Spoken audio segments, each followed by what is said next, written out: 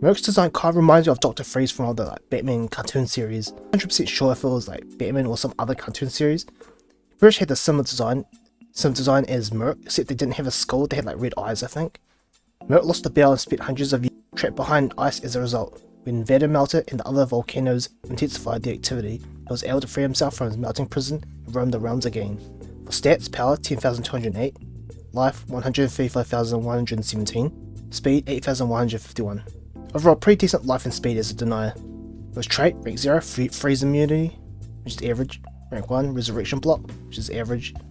Rank 3, SC area nightmares, which is also average. Overall, pretty average trait.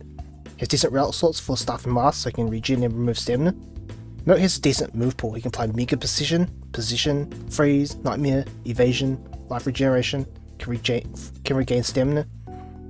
Has a 0 cooldown and 0 stamina move, which means that Murk is good against CDA and stamina removal.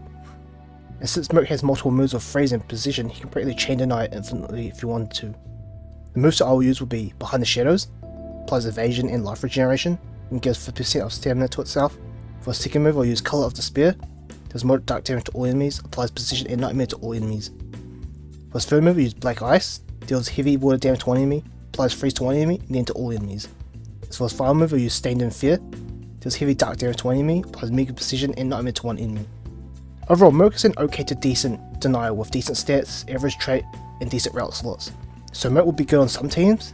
The good thing about him is that he can chain deny, he can sustain himself behind the shadows, he has 0 cooldown and 0 stamina move, but Black Ice can bypass dodge area. That being said, also he will be only useful in the rank up survival dungeon and team wars. The bad thing about him is that he has high cooldowns on his best moves and he doesn't have positive effect removal.